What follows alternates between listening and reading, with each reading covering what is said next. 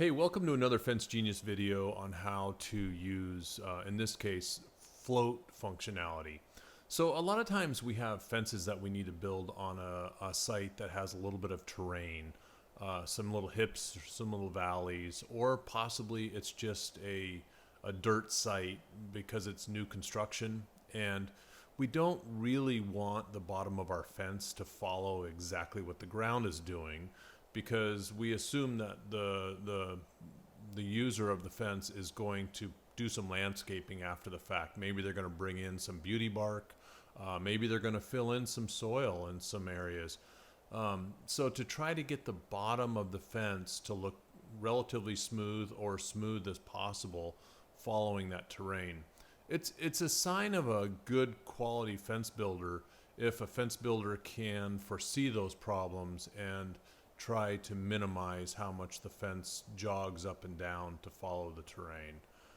Of course, in some cases, a person might say, I want the fence to follow exactly the terrain because I don't want my dog getting out, or or I don't know, the neighbor's cat getting in. But again, it depends on if you're going to be infilling behind it after the fence is built. So let's take a quick look at this fence that we're doing with the very forward-thinking Western Pacific Fence here in the Northwest. They're one of the larger fence companies, and Will there is looking to the future and trying to embrace the software to try to start enabling his crews to do more off-site production.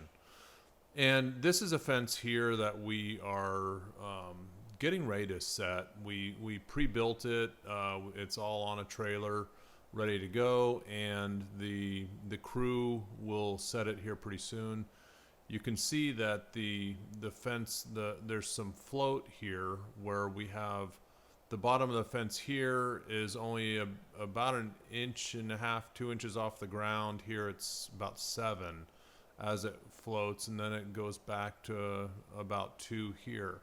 And that's because we're trying to smooth that bottom to make it look better. So let me turn on the bottom line, and you can see here the bottom red is the minimum that we've told the system we want it to be, and in this case I think it was 2. The green is the desired, which we told it was 4, and then the maximum is 7. And it's working within that. You can see here it's moving uphill, and then this is kind of a big valley, and then it moves back up. On this job it's kind of hard to see, but you can see how the top lines are different than the bottom lines. It's a totally different algorithm, and so we have settings that we put in for the top that's different than the bottom. And that's important because you don't necessarily want the top of your fence to be following what the bottom of your fence does. I have another job we can jump to take a quick look. That is a more extreme job. And this is not a real job, but it's meant to try to help understand what's going on here. You can see this is just a job that you would really have a hard time making look good. It's got extreme hips and valleys. I did make the top look good, easy enough. I just turned on the settings for that and created this is what the top would have done had it not gone through the algorithm.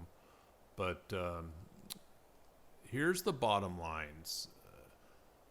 You can see that I've only got 1 inch to play with, so I'm not letting the system do much. It's my settings here are, my desired is 4 inches, my minimum is 3, and my maximum's 4. So I'm only giving it 1 inch to play with.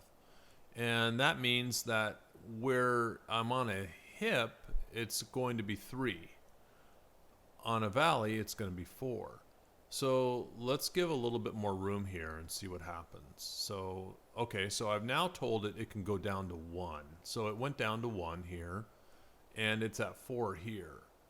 And let me just give it a higher maximum. So now you can see that it's still at 1 here, but it jumped up to 7 here. what it's doing is it's attempting to smooth that bottom line. And when you have something as extreme as this, you really can't get it smooth, but this is extreme. And in any other fence, generally they're going to be smaller transitions, and you'll be able to smooth it out a whole lot. Anyway, I hope you found this video informative, and I hope you'll try out our float functionality. It's definitely a sign of a good contractor if they can do that. And with our pre-manufacturing workflow, you can prefabricate these fence systems off-site in your own garage. Anyway, have a good day. Happy fence building. Thank you.